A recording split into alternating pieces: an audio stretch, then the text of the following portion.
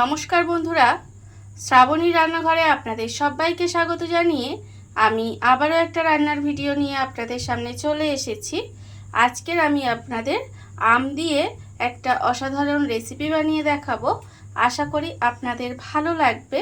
তার জন্য কিন্তু আমার পুরো ভিডিওটা আপনাদের দেখতে হবে। আর দেখা শুরু করার আগে একটা লাইক দেবেন, সুন্দর একটা কমেন্ট করবেন আর শেয়ার করতে ভুলবেন না। তাহলে চলুন আজকের আমি এই আম দিয়ে কি বানাই সেটা আপনারা একবার দেখে নিন।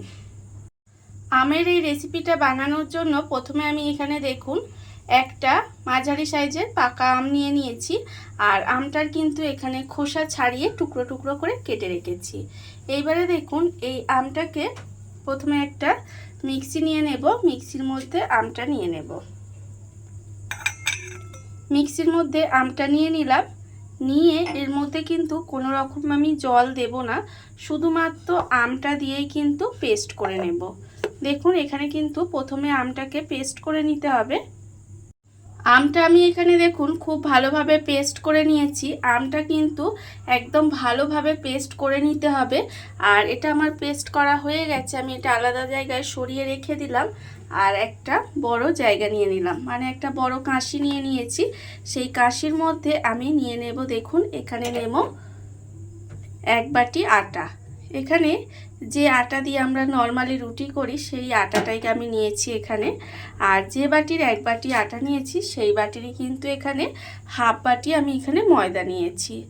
আপনারা চাইলে কিন্তু শুধু আটা দিয়েও করতে পারেন। আমি এখানে আটা ময়দা মিশিয়ে নিলাম। এবারে দেখুন এই আটা ময়দাটা প্রথমে খুব ভালোভাবে একটু মিশিয়ে নেব।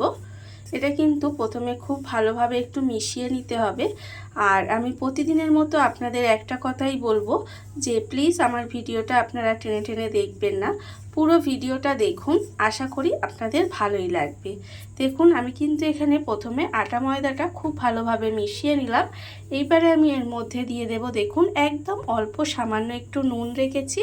আর রেখেছি অল্প সামান্য একটু বিট লবণ। আর এখানে আছে আমার হাফ চামচ মতো গোলমরিচের গুঁড়ো। এখানে আমি অল্প পরিমাণের করছি বলে সব কিছুই অল্প অল্প নিয়েছি। আপনারা যদি বেশি পরিমাণের করেন তাহলে কিন্তু সব কিছুর পরিমাণটা একটু বাড়িয়ে দেবেন। দেখুন এবারে কিন্তু যেগুলো আমি রেখেছিলাম সেগুলো কিন্তু খুব ভালোভাবে এই আটা ময়দার সঙ্গে ভালো করে মিশিয়ে নিলাম। দেখুন হাত দিয়ে কিন্তু এটা খুব ভালোভাবে এইভাবে মিশিয়ে নিতে হবে।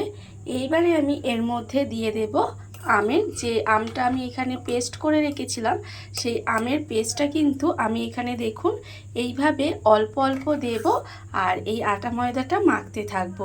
এখানে কিন্তু কোনো রকম জল আপনারা ব্যবহার করবেন না। এইভাবে আমের পেস্টটা দিয়েই কিন্তু এই আটা ময়দাটা মেখে নিতে হবে। দেখুন এইভাবে কিন্তু প্রথমে আমি খুব ভালোভাবে মেখে একটা ডো তৈরি করে নেব।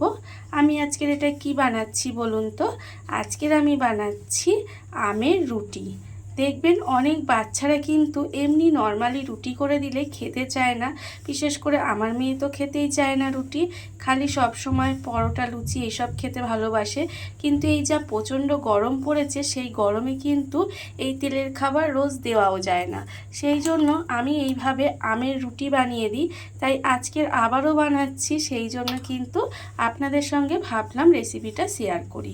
দেখুন এইভাবে কিন্তু অল্প অল্প আম দিয়ে আমাকে এটা মেখে ডো তৈরি করে নিতে হবে।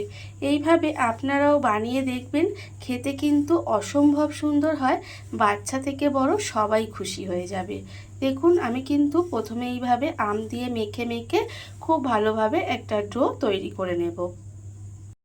অল্প অল্প আম দিয়ে দেখুন আমি কিন্তু এটা মেখে একটা ডো তৈরি করে নিয়েছি। আর আপনাদের দেখাচ্ছি, দেখুন এটা ঠিক কেমন হয়েছে। এটা কিন্তু আমরা যেভাবে রুটির ডো বানাই সেইভাবেই কিন্তু বানিয়ে নেব। দেখুন আমি কিন্তু এটা খুব যে শক্ত করে মেখেছি তাও নয়, আবার একদম যে নরম করে রেখেছি তাও কিন্তু মাখিনি। এইভাবেই কিন্তু আমাকে আটা ময়দাটা মেখে নিতে হবে। দেখুন মাখা হয়ে গেছে। এইবারে আমরা নর্মালি যেরকম রুটির লেচি কাটি সেইভাবেই কিন্তু আমি এখানে লেচিগুলো কেটে নেব। দেখুন এইভাবে কিন্তু আমাকে লেচিটা কেটে নিতে হবে। দেখুন আমি কিন্তু এরকম সাইজের লেচিগুলো ঠিক কেটে নিচ্ছি। এইভাবেই কিন্তু আমি সমস্তটা লেচিটা কেটে নেব আগে।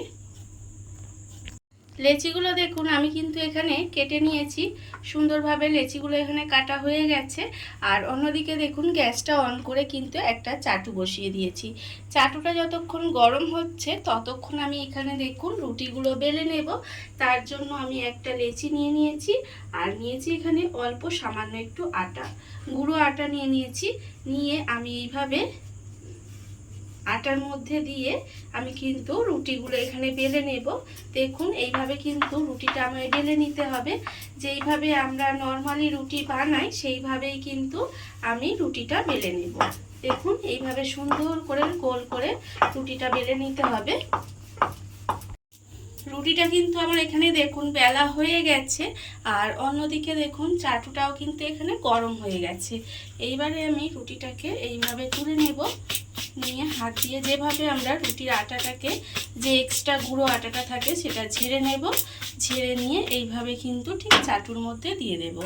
চাটুর মধ্যে দিয়ে একটু হতে দিতে হবে। যতক্ষণ এটা হচ্ছে ততক্ষণ কিন্তু আমি এখানে আরেকটা রুটি বেলে নেব। তার জন্য দেখুন অল্প একটু আটা দিয়ে দিলাম, দিয়ে এইভাবে কিন্তু আবারও একটা বেলে নেব। এইভাবে একটা যতক্ষণ হচ্ছে ততক্ষণ কিন্তু আরেকটা আমি এইভাবে বেলে নেব। দেখুন এখানে কিন্তু আমার আরেকটা রুটিও বেলা হয়ে গেছে, আর এদিকে রুটিটাও কিন্তু একটা পিঠ আমার সেঁকা হয়ে গেছে। এইবারে দেখুন আমি রুটিটা উল্টে দিলাম, দিয়ে এইভাবে হালকা হাতে চার সাইডটা এইভাবে একটু চাপ দিলেই দেখবেন রুটিগুলো কিন্তু সুন্দরভাবে ফুলে উঠবে। এইভাবে কিন্তু আস্তে আস্তে রুটিটা বানিয়ে নিতে হবে। দেখুন আমি কিন্তু এইভাবে চেপে চেপে চাটুতেই রুটিটা সেঁকে নেব। আপনারা চাইলে কিন্তু প্রত্যেকটা রুটি চাটুর মধ্যে দিয়ে যেভাবে আমরা আগুনে সেঁকে করি সেভাবেও করতে পারেন, কিন্তু আমি এইভাবে একটু চাটুতেই সেঁকে সেঁকে রুটিটা বানিয়ে নেব। দেখুন আমি উল্টে পাল্টে কিন্তু এইভাবে একটু চেপে চেপে রুটিগুলো বানিয়ে নেব। দেখুন আমার কিন্তু এখানে একটা রুটি হয়ে গেছে। এখানে কিন্তু একটা রুটি হয়ে গেছে, আপনারা দেখতেই পাচ্ছেন ঠিক রুটিটা কেমন হয়েছে। একটা রুটি হয়ে গেছে, আমি এখানে তুলে রেখে দিলাম। আর আবারও কিন্তু ওই চাটুর মধ্যে আরেকটা রুটি দিয়ে দেব। দেখুন আরেকটা আমি রুটি দিয়ে দিলাম। এইভাবেই কিন্তু প্রত্যেকটা রুটি আমি বানিয়ে নেব।